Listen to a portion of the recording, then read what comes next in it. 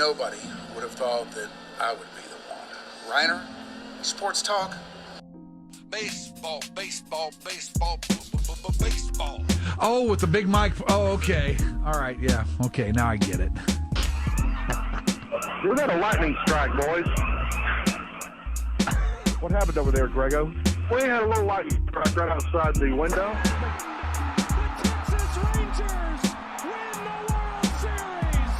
All right. Here's a tip for all these Americano League teams. Wait, you said tip? Yeah, tip. Okay. With a P. Keep jamming. The ticket, colon, nothing but a big Gen X jerk-off say. This is a cool night or what? Although somebody would hear that and go, bullshit. I'm back, bitches.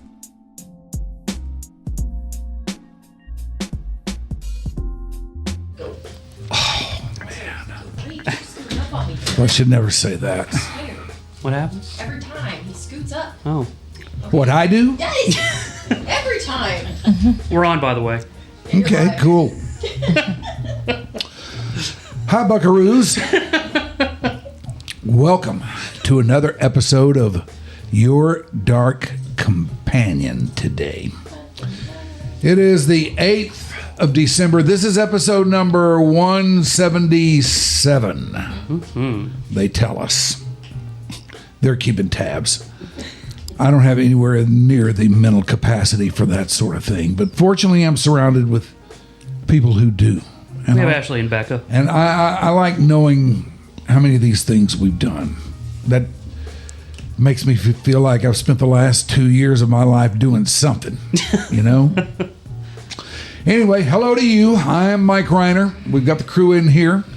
Inside the nurturing bosom of the mothership, Shoopy, Ashley, Becca, they're all here. Mm-hmm. And sometime we got together with Elizabeth Whatley. Now, she is very involved with doing something in a part of town that does not get a lot done for it. But there is something out there that kind of stands out amongst it all. And I never drive by there and take a look at it without thinking something good can come of this. Something good can happen right here. I'm talking about out by Fair Park and the specific place I'm talking about that I have those thoughts on is the Forest Theater. Now, if you've been to Fair Park out that way, or if you were a denizen of that area of town, which on the great long lost, lamented, please bring it back some way, somehow, Soul 73, where they used to call it sunny South Dallas. You will know what I'm talking about when I say the Forest Theater, because if you drive down South Central Expressway, you go right by it. It's got a big beacon out in the front, and it looks like it would be in very good use today. And we had Elizabeth Whatley on, and she has taken on the task of putting the Forest Theater and probably everything else out there around it. Uh-oh. We're okay. We are? Probably. To good use. And she is with us once again today. Yay. Yes. Good day to you. Good day. Hello, everyone. Good to see you. Good to Thanks see for having you. me back. Well, I'm very anxious to hear how things are going.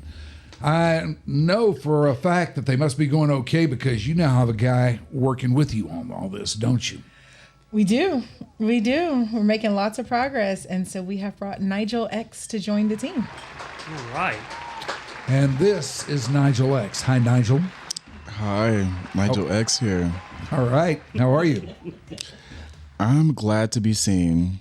Glad to be seen with some creatives. I feel like this space has just inspired me. So thank you for having me. Thank you for having us. Yeah. It inspires me, too. Lies. Well, aren't you the curator of the space?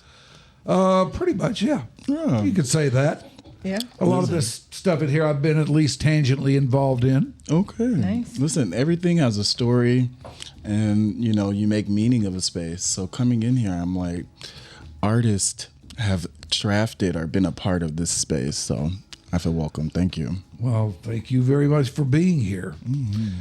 So, what has happened, Elizabeth? We may turn our attention back to you Okay. in the time since you were here last. Yeah. So quite a bit. And knowing that it was just February, but we are getting ready for 2026. November 2026, the theater will open. And so we are keeping our eyes on the prize. We've advanced the ball. We've gotten some more funding in. We are now adding on the back addition, having a waterproof sealed building. And so soon we'll be completely done with all of the exterior shell of the building and then put everything inside. And then we'll be done.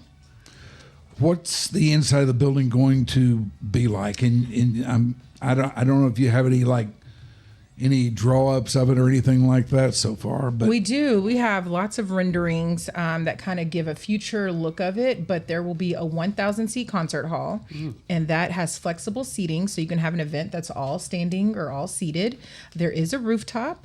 Additionally, we're adding in 30,000 square feet with a new 200-seat studio theater with retractable chairs and a catwalk, a new back lobby so we can have rear entry to connect with the school.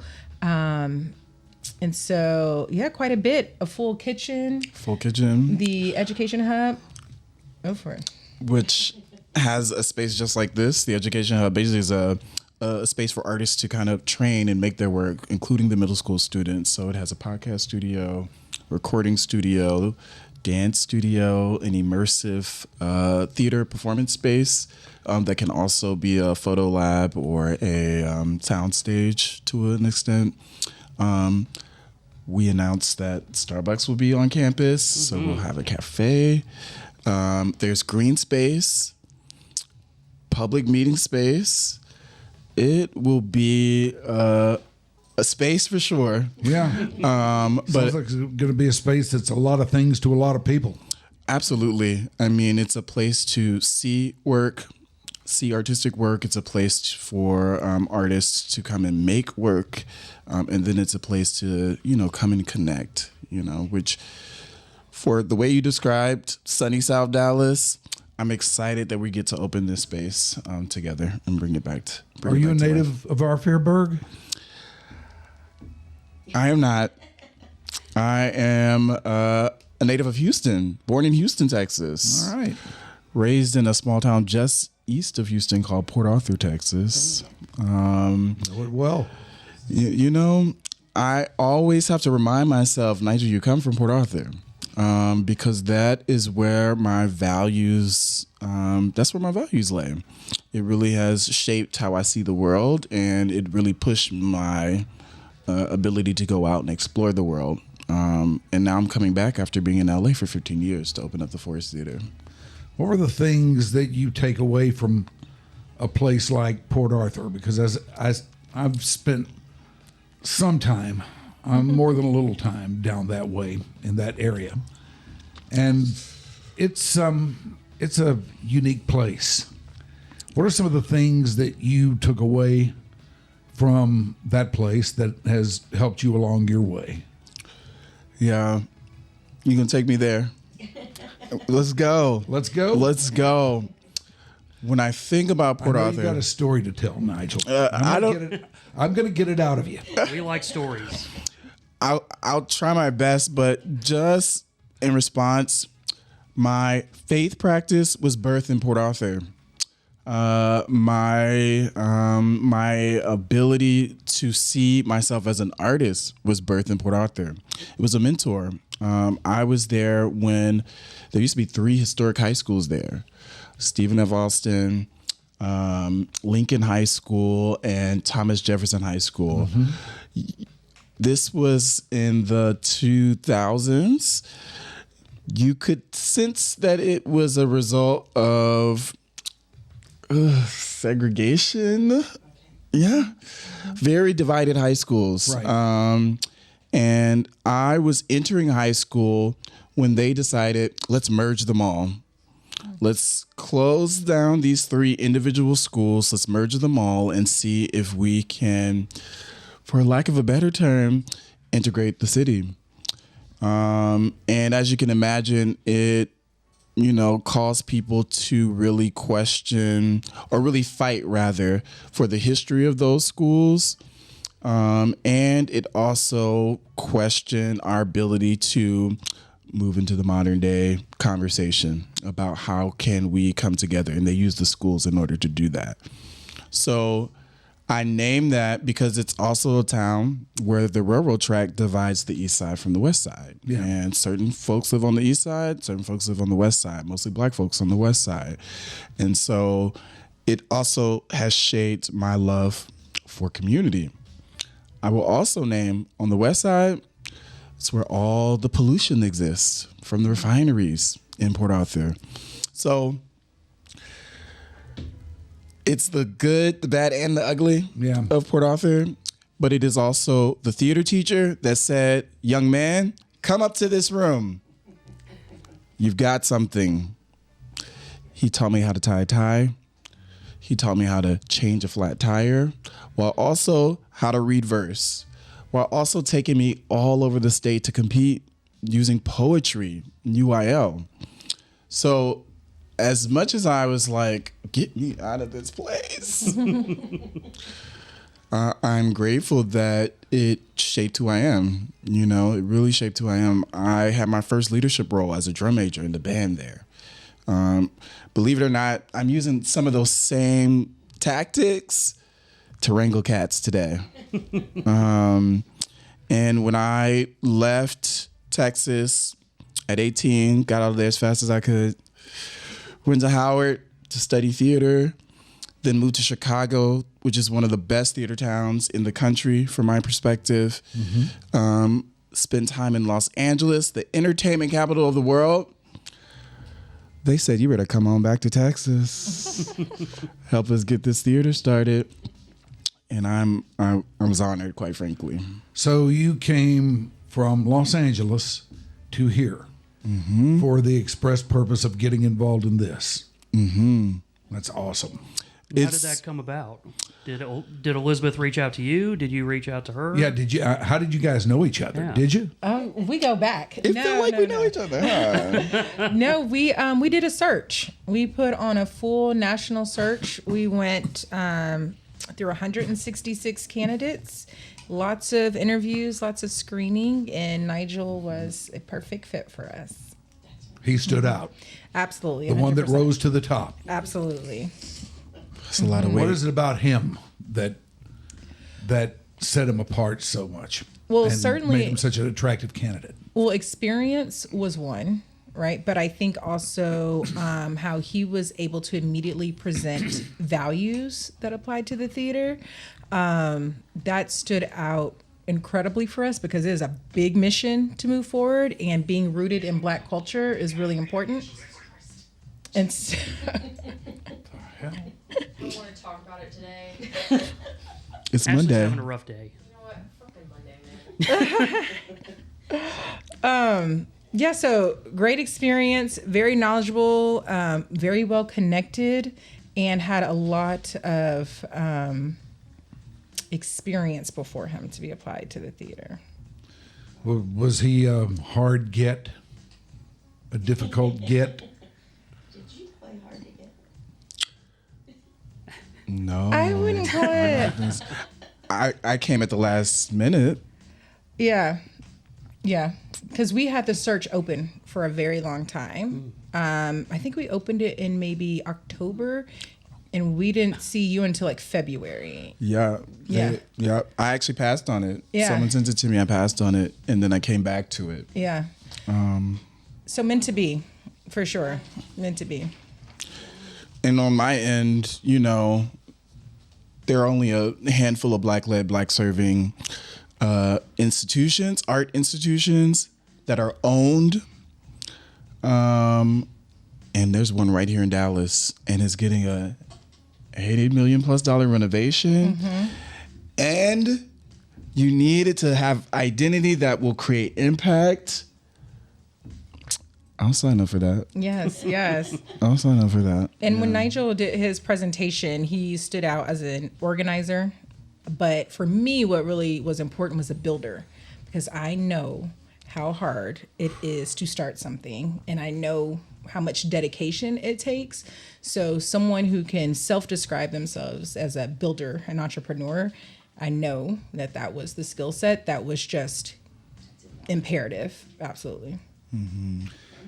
What is it about building this particular project that stands out to you, Elizabeth? Because I mean, you're the one with boots on the ground for some time now. Yeah.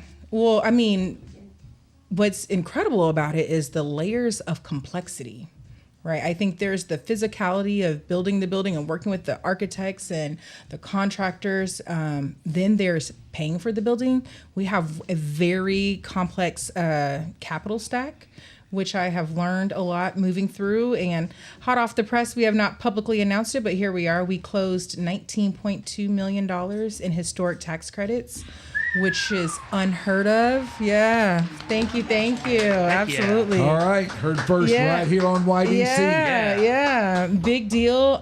We had a lot of people come together to make that happen. It was fascinating to watch that type of deal or be part of that type of deal to close. And we're going to head into new market tax credits. So really, the level of complexities I could not have anticipated of what it really takes to get this project off the ground. I mean, even infrastructure needs, the politics connected to it. I mean, there is layers and layers of complexity around this work. And so I'm getting the building built. Nigel's going to take on the other half of complexity around there. It's his problem. Yeah, I'm doing my part. We're getting a grand opening.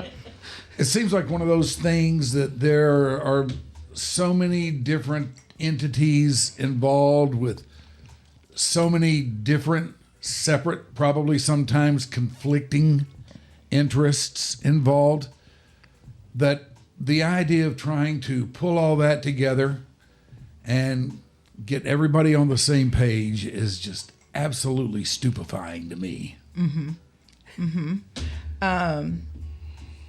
Yeah, but sometimes I will say it is mostly an easy sell. Mostly everyone knows exactly what direction we're going. People want to see it come back to life. Then there's some that aren't a fit. Then that's okay too. But really, the Forest Theater, everybody wants to see it come back. That has been a big piece of the secret sauce to this. Is everyone is cheering for us. Everyone is rooting for us. Residents want this asset back to life in their neighborhood. And people see the construction happening now, and the momentum is crazy. Like yesterday, someone stopped me and took a selfie with me. I'm like, nice. I'm like, come on. There was like a line of people taking selfies. I was like, what? So we're making progress. People are ready to be part of this. Jump in. People are ready to create. Turn the lights on. This will be the first time the tower is illuminated in over 50 years. So that's what I want to see. I just want to see the tower light up. Boy, that will be awesome. Yeah, won't it?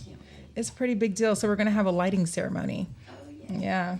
When will that be? For the kickoff. Have you got a date for that yet? Go for it. Save the date. November 1st through 7th, grand opening. All right. Yeah. All right. Yep. 2026. Date Save your calendars. saved. Yeah. Gonna know now. 7 days. Week-long celebration. In the forest. Well, like I say, you drive past it, and if you got any history in this town, you see it just sit there. Yeah. And, it is not, it's not awful to look at from the front. It's amazingly well kept. Incredible bones. Yeah. We were able to do so much of the work because of the steel. The architects were ahead of their time. We have 18-inch high beams. It has some really great infrastructure. Yeah. And I would drive by there and look at it, and I was thinking, man, why can't somebody do something with this? Yeah. And now it's happening. It's happening, but you know what? It is not easy. It is not easy. I know. Yeah. I know. Yeah. So I think that I wonder if I had known what it was going to take, would I have signed up for it? Yes, you would have. And I don't mean to interject, Go for but as I've been onboarding, I've been speaking to a lot of community members, mothers, artists. I spoke to a mother the other day who talks about the progress of the Forest Theater. They live in, what's the neighborhood right there? Queen On City? South Park. Oh, Park Road. Park Road. Her daughter can see the forest from her window.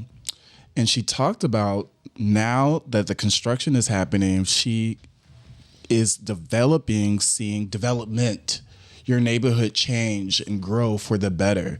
She's not seeing debris. She's not seeing trash. She's not seeing divestment. Investment is now a part of her viewpoint of the world. Yeah. So I think you would I'll have. do it again? Okay. Yes, Okay. because what we're creating is beyond this 100%. venue, this physical space. It has allowed people to kind of vision beyond this moment. Even our headquarters, former liquor store, 24 hours. How much were they making cash business? $40K. Okay. Monthly.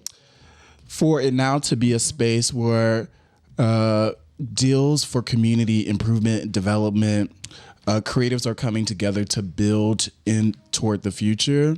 You can't pay for. Yeah. And that is going to be long lasting for that mother, her child, and the 7 generations after them. So Yeah, absolutely. yes. Absolutely. Absolutely. Which is when you describe the building, for me, it's like I get emotional because we are an intervention worth having for 7 generations into the future. I think about it all the time. As I sit across the street, I'm like, ooh, I'm going to be an old man having a podcast. Hello. Hey. And there's going to be a little one who's desires to be an artist, who comes and sees a work, or their parents are artists and, they're having a creative conversation and they're running around the building and we are building. I get to build something, or I'm charged with continuing the building of something that actually will be sustained. So it's creating that. I mean, we talked about the coming down of that highway, and now you are able to fully get rid of all the crap. Yep. And get rid of that highway and create that community again. Yeah. And give them a place to grow. Yeah. And it's not even getting rid of that crap. It's dealing with it. We've got to own that. You know what I mean? Because there's some deep history in that crap. We own a little bit. City owns a little bit. Everybody has to do their part to get us beyond that, to carry us into, you're going to hear me say it multiple times. Being more specific, probably should have been more specific. The liquor store and The gambling house. Whatever, the fighting and stuff. Cockfighting or something. Child. No, gambling house. Child.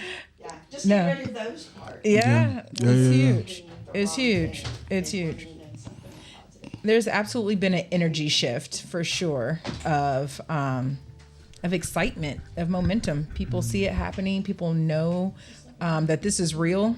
Opportunities of employment. So we're getting ready. All right, now I want to go back to the point that you raised without even knowing it. Okay. I think just a few minutes before we started down that thread. Yep. Why did you get involved in this? Oh man, I mean, truly, I love the Forest Theater, and I'm born and raised in Dallas, specifically Cedar Crest, so across the bridge. So Forest Theater has been part of my life every single day, driving back and forth to get on the highway to go to school, South Dallas Cultural Center, whatever the case may be. And there were times where you look out the window and you're like so excited that this building is in your neighborhood, but it's not functioning. Then there were times where we would patron. There used to be a store there where my dad would go buy FUBU. Pele was the thing then, and then Fat Albert, if you guys remember that, He still has it and wears it. But yeah, Carl Kanai? Yeah, Carl Kanai, that was one. So we used to Coogee, all of us.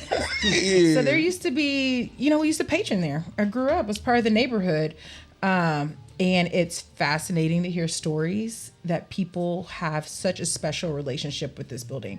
But there's not many people who can go by it and not immediately appreciate the architecture, not immediately feel the history there. So it does stand out. It stands out. It is a big part. So there's absolutely no way I could ever say no to the opportunity. Jumped in head first, very exciting, but I am to the point where I feel like I needed to participate. There's not many who could have gotten this done. It's pretty awesome. Mm-hmm. Very much so. Very much so. Cedar Crest, huh? Cedar Crest by the golf course. Before the golf course had a fence around it, I would go into the creek, and if your golf ball went in there, you give me $1, go get it out for you. So entrepreneurship, very early hustler, on. Hustler. Very early on.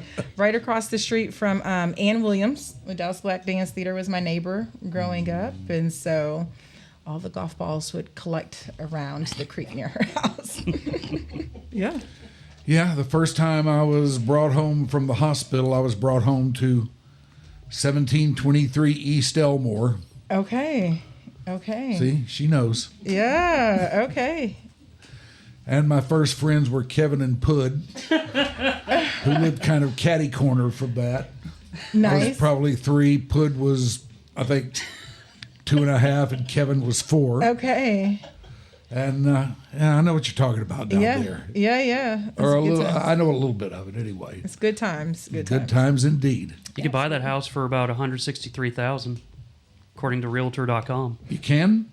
I don't know if it's actually available, but that's the estimate. Okay. We were buying it not too long ago. Yeah. Well, I think I'll pass on that opportunity for right now. Just saying. One bath, 792 square feet. Yeah. You could, hey. You could have your own little apartment. You can, and believe me, I have done worse. What is that doing up there? Does that mean it's time? Uh-oh. No. I mean, it's about time. We can if you want. It is? Sure. All right. This is Elizabeth Whatley. This is Nigel X. They are both connected with Fast Forward. Forward. Oh, shoot. But you know what? Where did I get that? But you know what? When figuring out, so there's so many things to this, right? When creating a name of the organization, I had no idea how far it would go. And I had no idea what a tongue twister it is. That happens to me all the time. And then it got where I couldn't pull it back. Like I couldn't change. So yeah, lesson to myself, at least try it out a few times before going to print. Well, they will be back with us in just a second here, so stand by for more. But right now, it is time for the dreaded and feared mid-show read. It's nothing actually scary. It's just an advertisement. Support. Yeah, just a commercial. I love That's that. all. Okay. How long What do we have first here, Shoopy? I don't know. What's up there? We got both of them? Yeah. Giving Moss's first. What's up? Is it up there? Oh, okay. Oh, goodness. You have the control. All right. Need to tell you what's happening on December 11th of the year 2025. That is in like 3 days. That is Thursday, if you don't mind. December 11th, it will be at the Barley House on SMU Boulevard. It is Giving Moss, and we will be celebrating the 11th annual Day of Giving Moss. Join me in a gathering of supporters, sponsors, friends of Giving Moss for dinner, great Barley House beverages, and the music of Tom Petty and the Heartbreakers as performed by Little Petite Theft. Now, I know you remember Mike Keating of YDC fame and the story of the hardworking foundation he began. Will come out December 11th to hear the success stories for yourself and be part of helping Dallas area families rebuild their stability and give them hope during the holidays. And don't forget, Petty Theft Downbeat is at 6:30. Early bird pricing has already ended, so don't worry about that. Go to givingmoss.org for your tickets right now and join us at the Barley House. Let us address those of you out there who may not be feeling so well, maybe having a little trouble sleeping at night these days, or whenever you do sleep, you have trouble doing it. And the reason is because you hurt. You hurt all the time. You are roaming around this world in pain, and you can't figure out why. And you've been to see this guy, you've been to Kairos, you've done this, you've done that. You've tried a lot of different things, and you would give anything just to find somebody to make it feel better for just a little while. Let me ask you, have you been to the CBD House of Healing? Because I'll bet you they can.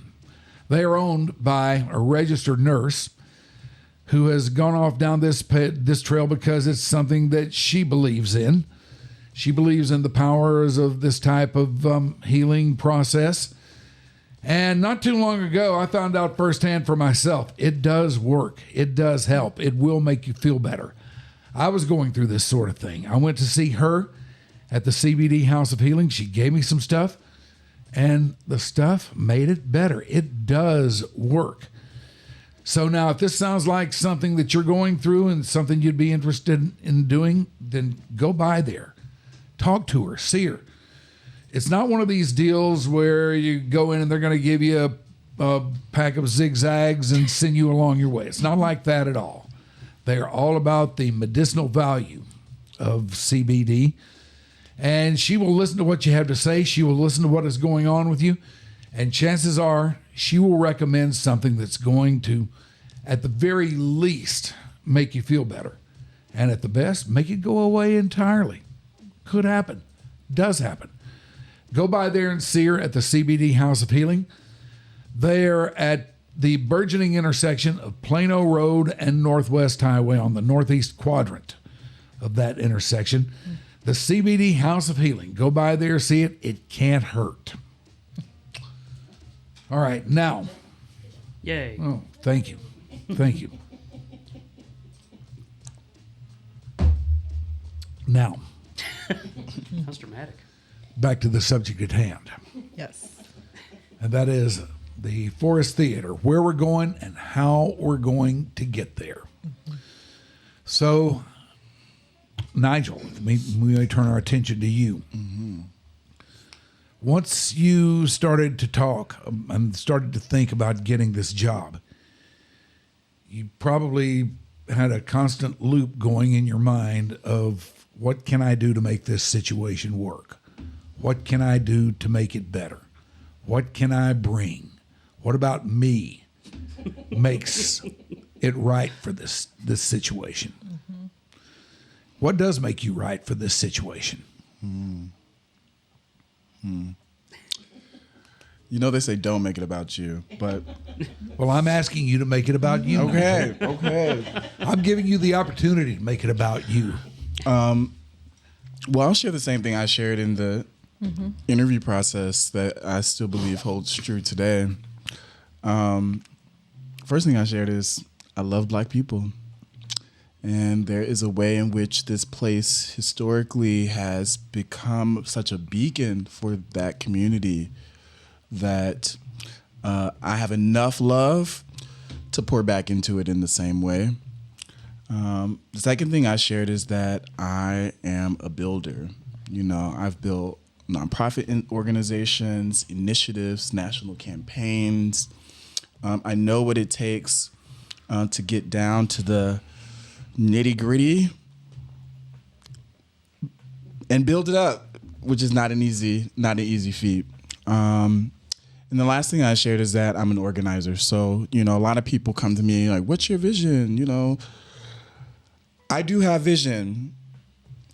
And also, I know how to not make it about me, but how to build a collective vision with community, with business leaders, with donors, with artists that collective vision then becomes actually what we're working towards. So from my perspective, those three things made me viable for the job. In addition to, believe it or not, there's a very similar situation in Los Angeles right now. Historic theater. It's been closed the last 20 years. It's called the Vision Theater. It was last owned by actress Marla Gibbs. Anybody know Marla Gibbs? Marla Gibbs. It closed down shortly after the uprising in LA. Has had openings and closings over time. Has gone through a $35 million renovation. And is also going to be an anchor institution in the heart of a Black center community called The Village in Leimert Park.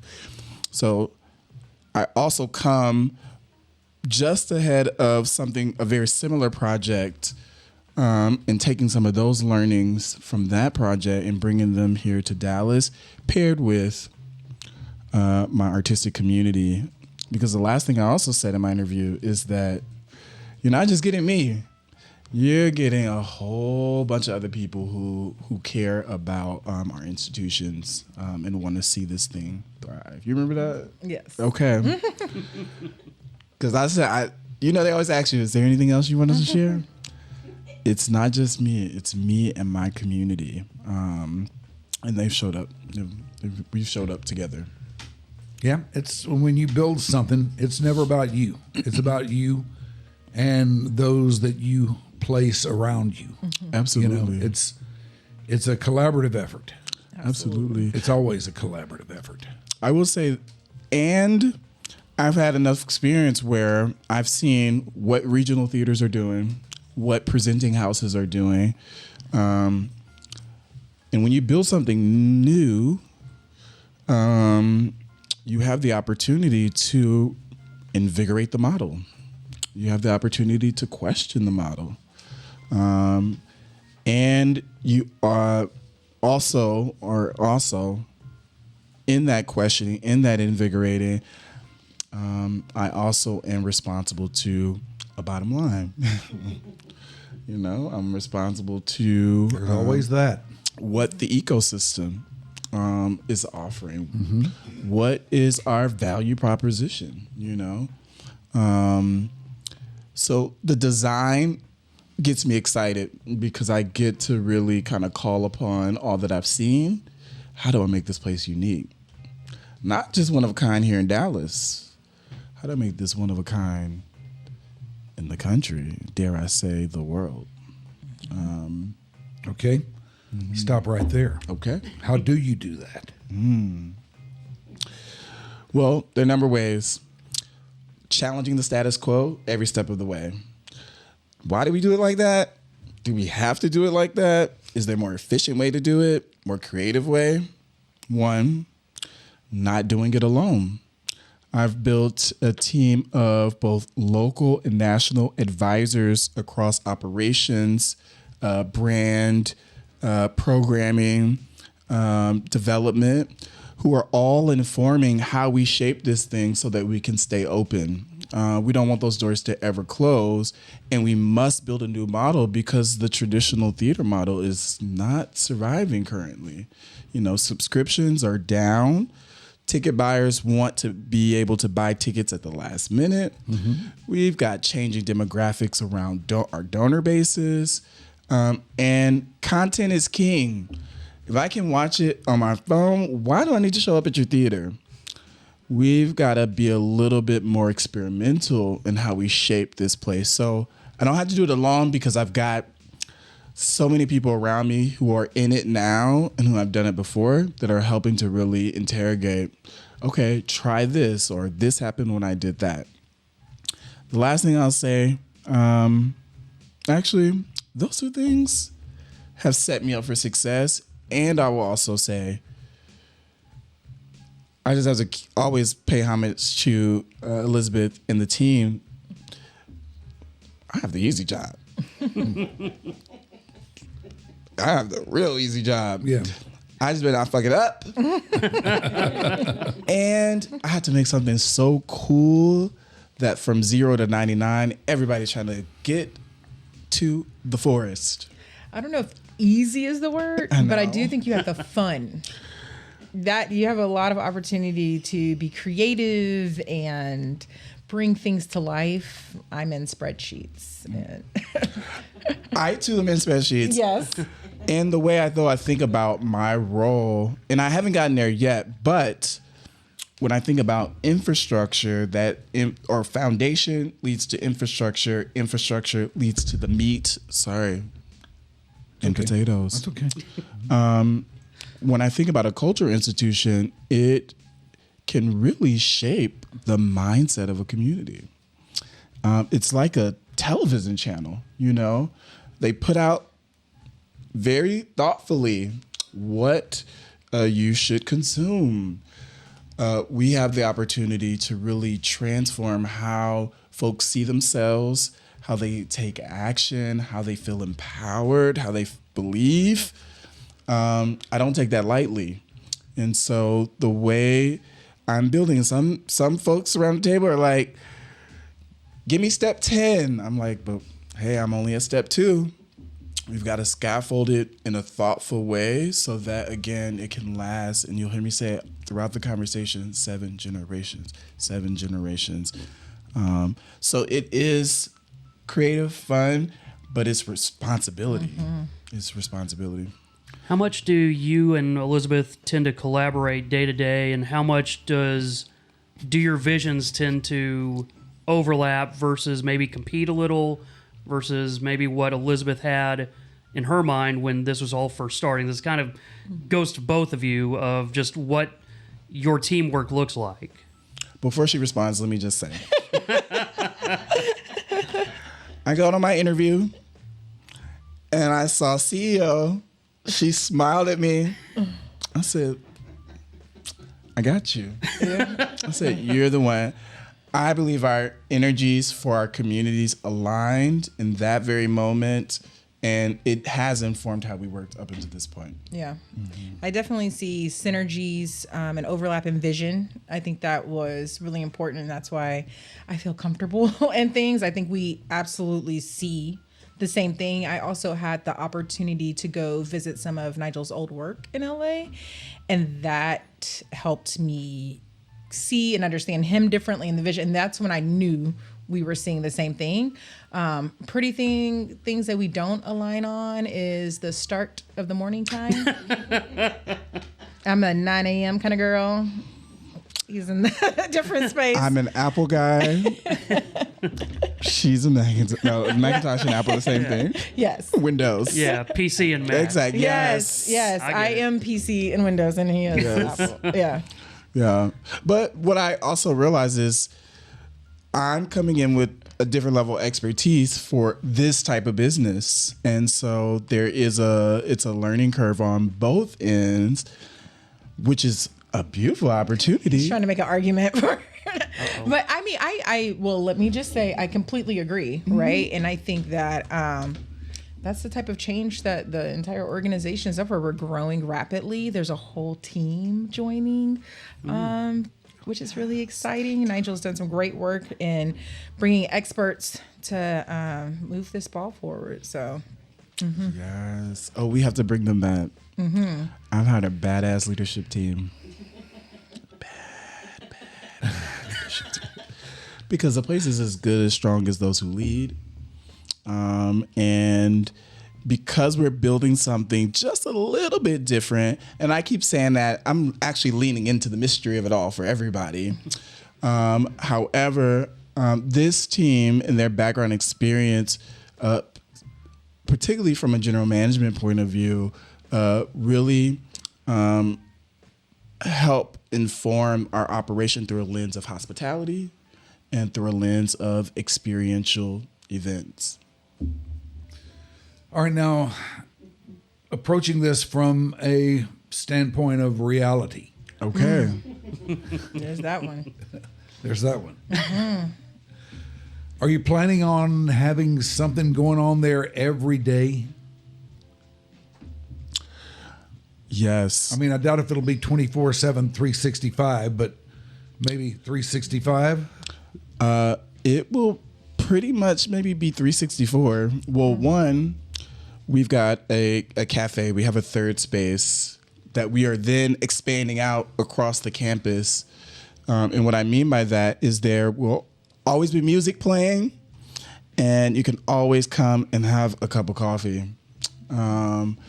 Because I think just the ability to gather and to gather in a way that is nice background music, warm welcome at the door, artists work around you. That alone gives me a baseline to grow from. So we will be programming year-round, absolutely. We will be doing interdisciplinary work across all the spaces. Haven't fully baked that schedule yet, but we're getting there. I do have to say I'm super happy for you Aww. that people finally figured out Black people do like coffee. Yeah, right? I know. It was a mystery. And I do have a question about that because I believe when we did the tour, you had kind of given us a little peek that, we're going to be able to do something and we're not going to have to exactly match brand. You guys were going to be able to develop something that fits the theater. Yep. Are you all still able to do that with the Starbucks? Absolutely. And it's a really important part of the model. So the Starbucks agreement is a license agreement, which means we get to leverage their brand and bring that to the neighborhood, but we also get to make it our own, right? We're in charge of hours, wages, staff, the look, the feel. There's a stage inside for spoken word and expressions. And then there's local art in the space. And so none of the design is kind of your traditional almond tables with white walls and white floors. No shade, Starbucks. Thank you for your partnership. But we have certainly made it our own in that space. I think it's great that you're able to do that. Yeah. We own it, and ownership is everything. We own it, and you can get every drink that you want at the regular store. You can come on down to the forest.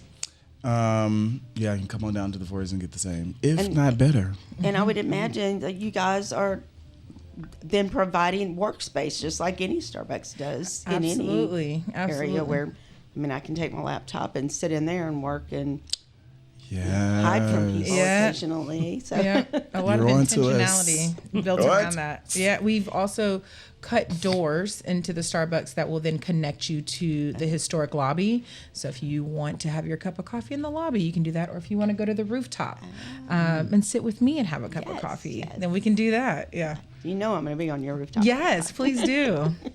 Yeah, I want to know more about the rooftop. I think we kind of talked about the idea of it a little bit, nearly a year ago. Yeah. How is that idea developing, and what do you see happening with it now? It's in. I've had a chance to walk on top. It is there. All of the infrastructure and steel is in. We just put in the staircase for the emergency exit. So the rooftop is there. You can see all of downtown and all of Fair Park. And it's incredible. It is incredible. And, I fought really hard for that rooftop because, in 1949, people were not walking on the roof. So that was historics, getting that through the Texas Historic Commission. And also, steel and infrastructure. That added a cost to the project. But I felt that amenity was necessary for the community to have access to rooftop and really leverage the space in the building. So we went after it. It was an additional $4 million to get that steel in. And was that a hard fight? The $4 million? Yeah. We're still finding it. We're still fundraising. We are almost there. And, it's been incredible. we are down to the last 10 million, which seems like a lot. It is a lot. But when you've come 70, 10 more seems achievable. You put the picture in the frame and it's not quite so daunting. Yeah. And so it's happening. November 2026, the theater will be open. And it is like a straight line. Like I know in 2026, I am going to be laser beam focused. I have one goal. And that is to get to that grand opening. And then in December, I'm taking a vacation. I can't promise you when I'm coming back. Nigel's got the theater open. It'll be fine. But yeah, I am really excited. It's been a long time, lots of work. And we're here. Well, there's no doubt that it's been a long road and not an easy road, and with a lot of things to overcome. But I mean, man, just from the time you guys were here last. Yeah, so much. Yeah, so much. So much has happened. I mean, so you're much almost progress. there. Yeah. We get, we have these hard work days, and then there will be that one day. Well, we closed $19.2 million in historics. So it's a lot of work, but very rewarding. And we have significant accomplishments that have happened within a nonprofit organization. And, I was reading something the other day to make myself feel better. 48% of nonprofits that are startups do not survive. And so not only have we survived, but we have brought incredible investment to the neighborhood, incredible partnerships, sustainability. So lots of work, but it's showing off. It's paying off. That's good, Mary. Well, we can't thank you enough for coming back here. Yeah. Nigel, it's nice to meet you. Same here. Nice to meet you all. Thank you for the energy. Yes. Yeah, it's wonderful. Man, I mean, hey, you don't need our energy. You got enough on your own. Note taken. And we do wish you well for this. Man. Yeah. And looking forward to seeing this thing in full bloom, maybe coming out there and doing a podcast from out there sometime. Yeah, That'd be they got their own studio. Please Yeah, do. that's right. Yes, we will have a studio. Or you can set up on the rooftop. Yeah, I'm just going to Yeah, we'll do the rooftop. Yeah, Thank you. She'll go up to the rooftop and drink. We'll do the studio. Okay, got it. Or a live show in the studio. I mean, in the concert hall. Yeah, maybe that too. Yeah, maybe the birds thing. Okay. Birds idea. Yeah. Listen. Yes, we could relive that golden night at the Forest Ballroom in 1968 again. Yes. Don't give me a good idea. I have a question. You guys talking about that space, the concert space. There's been like a move for some really big names to not just play these giant arenas anymore, and they're looking for these intimate, small. It's not always an inexpensive ticket, but they're definitely worth the value to see some of these acts. Like Sting played I want to say under 500 seat room the last time he came through Dallas. So do you guys see that you're opening at a great time to really market to that movement to bring more intimate shows to folks? Yeah. Absolutely. I mean, I think we will maximize on that, paired with live tapings with live audiences for more intimate crowds and artists, comedians, musicians. Because of the way the theater's outfitted, we really have an opportunity to break a market, both with those type of artists and those types of engagements, but also because we'll have a market that people are going to want to speak to and be in front of. Yeah. Mm-hmm. It's sort of the Granada playbook almost, But I'll tell you, if I had an old theater like that, like, yours or the Granada or some of the others that have been here in the past, man, that's what I would be going after. We had another one down Greenville Avenue once upon a time called the Arcadia. And man, that is what I would be going after. Live performance and those things. You can't beat that. Yeah. Yeah, Kessler's another. Yes. And we'll have cinema. Yeah. We will have a cinema package. State-of-the-art cinema package. Yeah. You guys are really maxing it out. Yeah, I can't wait to see it, man. Can't wait to see this happen. Yeah. All right, that is Your Dark Companion. Thanks to Elizabeth. Thank you, Nigel. Really nice to meet you. And thank you for having us. And yes, really enjoyed having you. Yay. Glad to be here. And don't forget that if you dig what we got going on here at Little YDC, what we need you to do is help us get out there. How? Well, you got a phone. You could, we think. Well, we hope.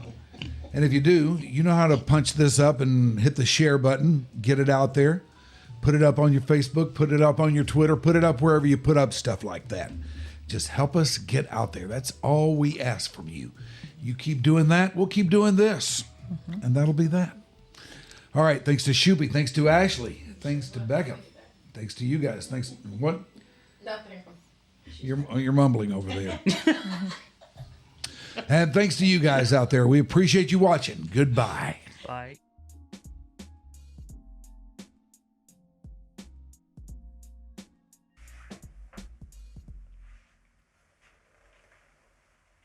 All right. I'm gonna go take my pants off.